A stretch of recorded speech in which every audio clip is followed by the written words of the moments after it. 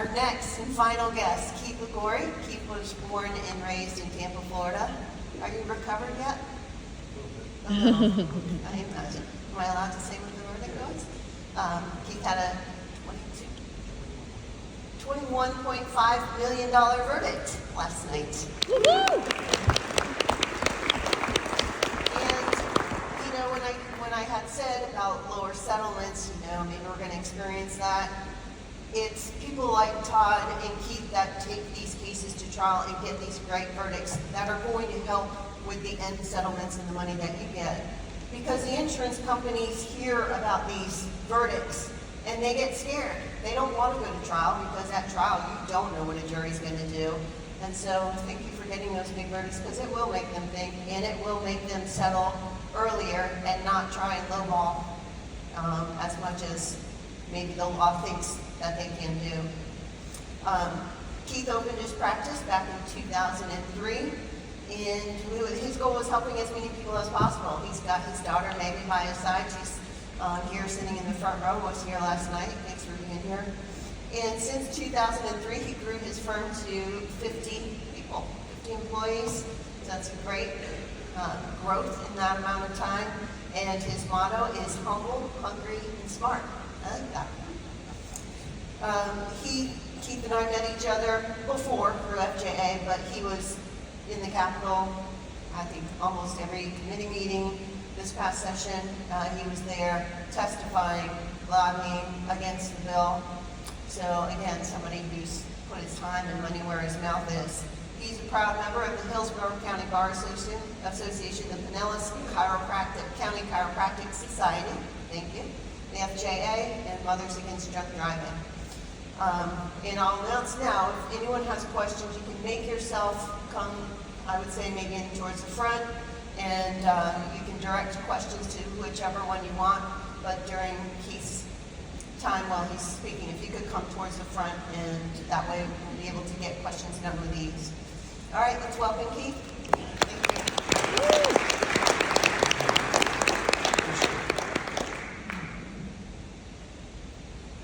How's everybody doing today? We had a very long week and we just got done late last night. Very proud. I know that I helped a client that had an amputation and we got a great recovery for the situation he was in on a motorcycle. So very proud of that. It's a team effort, and when I say a team effort, really it's really, you got to play offense. And this is right here, the best defense is a good offense. I think you got to be playing offense as the lawyer and as the doctor. And I think there's several things you really got to look for when you're dealing with the law firms. And one of the things I think you really need to look for is a lawyer that'll try cases, or a law firm that'll try cases, a law firm that has the funds to try the case, that has the staff to try the case, has the knowledge, and has the experience and a track record.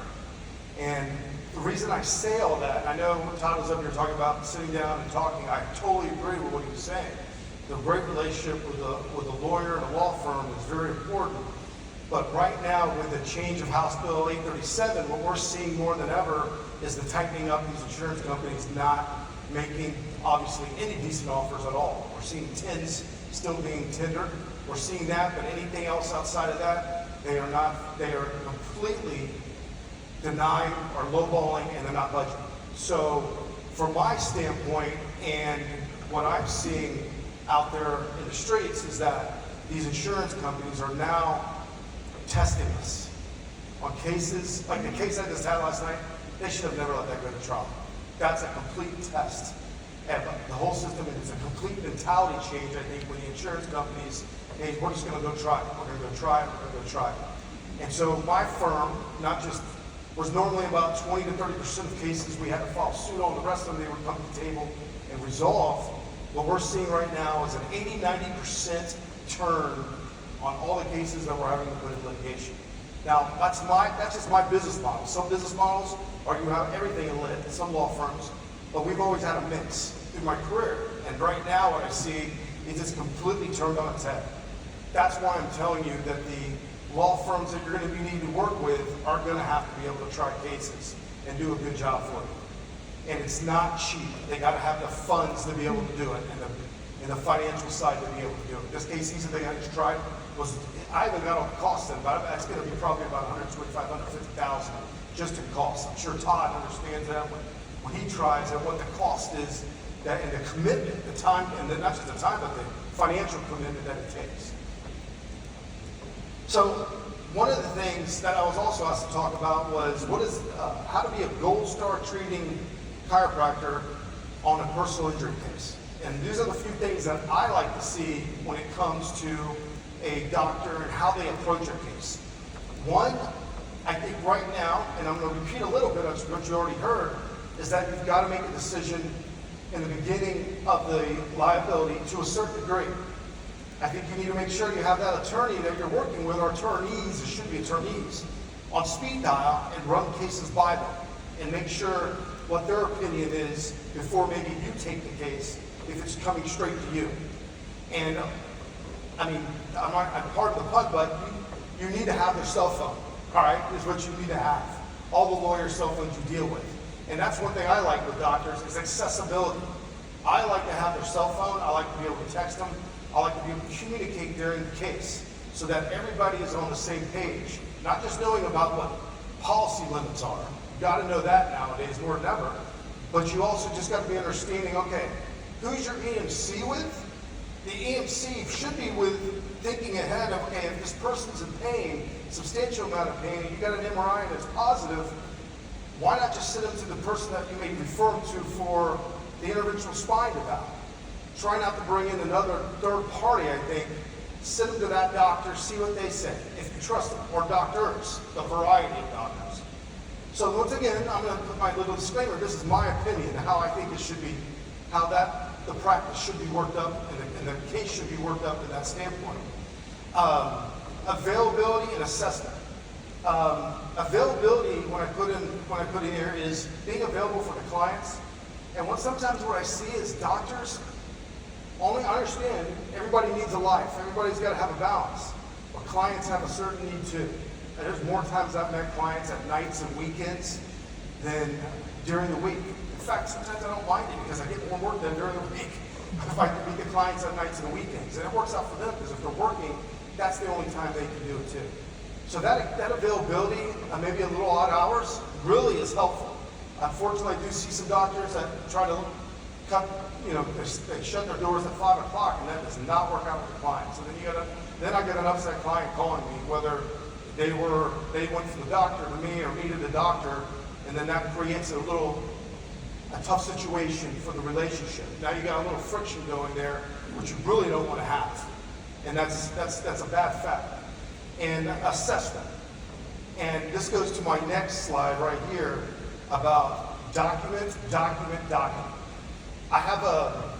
There's a case right now that we're prepping, which for trial, and there's a fact that came out that I found out that the interventional spine doctor, when I talked to him, relied on his PA's eval before he did the branch block and the ablation. I have no idea why. And he said that's just the way they did the practice at that point, but they changed it. And I think that's horrible practice. I think the doctors, when you do the physical evaluations, you document what your findings are. You do a KIPS test, a straight leg test, if you're dealing with a lower back issue, and if you're dealing with a facet issue. So, I mean, you need to do tests, you need to document it in your file what your findings are. I think also, when it comes to the liability, I'm just going to repeat a little bit of what Todd said. That documentation, now more than ever, is more important on the liability than anything. Because if we do not eliminate the liability issue, or there's contradictions in how the client is saying, how the crash happened, can be a major problem. Those are the ER says something different to what he says to the doctor, and then says something to the specialist. Problematic, major, really problematic. So I believe right now documentation is extremely important, more than ever before, about, and this is just dealing with my side, liability, and then dealing with the actual findings as to the evaluations that you are doing. One thing I will comment on is that I do see sometimes somebody will go to a doctor 20 times and the evaluation section is the same thing every time. And I don't think that's reasonable. I think it's reasonable that somebody's pain fluctuation is going to go up and down. And again, this is Keith talking, but it goes up and down, but I don't think that's going to be a reasonable that it's the same thing every single time for the most part. Now, certainly depending on the situation, I'll give the caveat, but I think that has to be a situation that has to be analyzed, and that comes into doing detailed work by the doctor. Litigation process. How do you prepare for trial and you make your patient feel at ease? Well, let me tell you something. We usually do that. That, to me, should fall on the law firm, getting the client prepared, bringing them in, talking to them, preparing them for the direct, preparing them for the cross. What we like to do is there's a way we like to explain to clients the process of, and it's a simplified process. It's not the most detailed, but sometimes it's best not to right in the beginning because as time goes on, you can explain more and more. But we usually explain three things. What do you need in the state of Florida to have a case? You have a crash, and I like to say, now it's even more important. That's not your fault. That's a perfect scenario. Okay? The second thing you want to have is a permanent injury. That's where you're going to get checked out by the doctor. That's why the doctor needs to do the MRI within about 14 to 30 days, preferably if it has to happen. If the person's in pain, I like to see it even earlier. What we're seeing right now, because of the law change in House Bill, we're seeing doctors slowing up on the pace of getting MRIs. And I think that's a mistake. And all that does is lead more into the value of the case dropping. It goes right into the insurance argument that the person was either not really that hurt or they were not hurt or they were just lost my train of thought. They were not hurt or they're just holding back on some of that to wait till they can collect a little bit. This is my feeling. I only deal with good quality doctors. And that's one thing I pride myself on, that if there's a referral that's going out, like Dr. Lupo or somebody, that it's a good quality doctor. He knows what he's doing. He's got a great facility. He's got a great staff, and he's on his A game. And he documents the heck out of the file. That's the kind of people that I like to work with myself. So I'm just letting you know I'm jumping around a little bit, but that's really some of the issues that we're seeing, because I'm in the front line really of what's out there right now. How to get paid. I've heard this because I've given several talks about this law. Probably this is maybe about the 10th time. And one of the things I hear from doctors is, oh, the LOP is going away.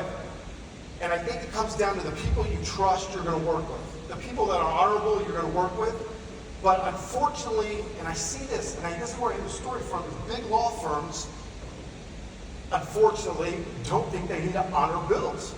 And if that's the case, if you're finding that with your practice, there's something called the Pittsburgh versus the Florida Bar.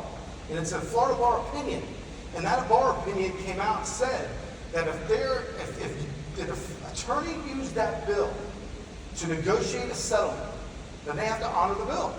Period in the story. And so usually, when I talk to doctors, I tell them about this, and nobody knows about this really. It came out a while back, and it's really, I'm not saying that that's what you should do to lawyers, but what I'm saying is people need to be honorable. If you use that bill, like, my $5,000, $10,000, $15,000 bill, whatever it is, you need to pay me, something, a fair and reasonable amount of it. So I think that's really, to me, the most important thing. I think I'm not a fan of LOPs because of that Pittsburgh. My case, that never even came up this whole week. I have had cases where it has come up. I do have a contract that is directly between the client and the doctor we created. And if anybody ever wants it, you'll have my information in. I'll be more than happy to forward to you. But it's a private contract. It's called a patient agreement to pay. And it's incredible because it deals with how unfortunately unscrupulous defense attorneys and insurance companies are holding back payment. They know I need it for treatment, and they don't want to pay me. And so if you do want to use anything, I would suggest you look at my document, make something up yourself or use it. I don't care what you do, or if you want, if we have the client and we're dealing with them, we'll create it, and then you guys can all sign it. But usually there's something called the rule of completeness. when it comes to these documents. And the way that I have the document, I've had it where half the document is blacked out when I walk into trial, and then we argue the rule of completeness. The judge says, yeah, basically, if you're going to get that document in, you can't black anything out. It's either all in or not in. In every case I've ever had, they won't put it in. And then they don't even talk about it because they know it blasts them, okay? Because it's talking about everything that they don't want a jury to hear. So I think that's been helpful for me. If you guys, like I said, if anybody wants it, feel free to contact me. But I think you do have a right to collect your fee, even if there's no LLP, so I would not worry about it. I prefer not having it at this time.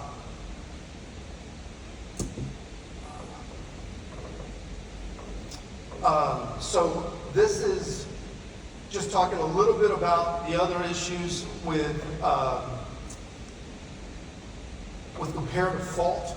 I will tell you this, the evaluation is so important. I will say that again. Do not hesitate to call your lawyer, the lawyer that's on the case, or if not on, you need to get a good one on that you can talk to about all those issues. The admissibility of evidence, real briefly. And I will say this, Todd, FJA, and I know Kim was up there, and I'm not sure, I'm sorry, I just met you. But FJA and the Chiropractic Association was up there every day pounding it, and you should be very grateful that you have a great lobbyist and a great attorney on your team fighting this bill, because I'm going to tell you this much, if they didn't change that last section in both past and future, that we are able to get in what was reasonable necessary, we wouldn't have a PI practice. There wouldn't be a PI business, I think, anymore.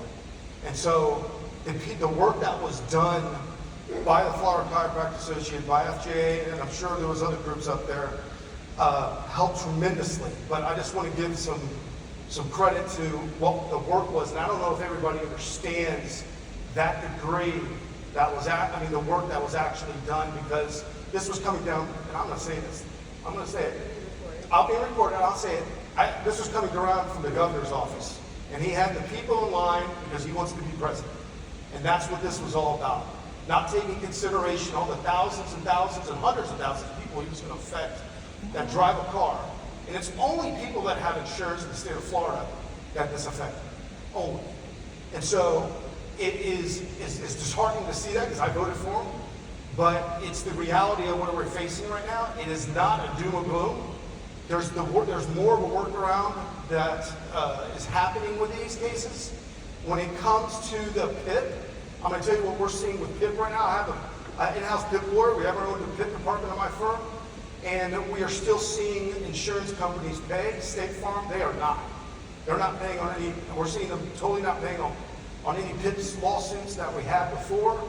We're seeing Progressive, we're seeing Geico still paying attorney's fees on PIP cases at this point, and some of the smaller ones. USA is starting to fight it, but we're thinking right now what's going to happen, we got about another month or two between those contracts that were in play at the time the law went into effect on March 24th, and that as soon as those 6 months expire, we think there's going to be a totally different game plan for the insurance companies, where they're going to start denying any lawsuits and fighting them, because they then at that point aren't going to pay.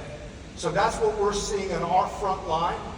And anybody needs help with that, please let us know, because we're very careful. And what we've done is we've done some test cases where we tried to sue on cases after the March 24th to see who's paying and not. And that's really what we're finding. All states not paying attorney's fees, and they're not even paying they're still lowballing and fighting the demand. State Farm is not doing anything. So just so you guys don't know, State Farm was up there lobbying that they're the biggest, globalist insurance company, and that they were the big ones, one of the big ones up there. So go figure why they're not paying. I have a windshield department too. Believe it or not, they do this. They treat windshield claims the same way they did PIP, and their State Farm's doing the same thing on the windshield claims. Even though they're losing everything in court, they're still trying to fight. Doesn't make sense, but I think eventually they'll come to their senses. So, 3 minutes. 3 minutes? Well, anything you guys, any questions, come up and ask. Attorney fee, so that addresses the attorney fee issue, and then the LOP, and then the bad faith. The bad faith, there used to be quintessential bad faith, where if they didn't pay, that would be a sign of evidence of bad faith.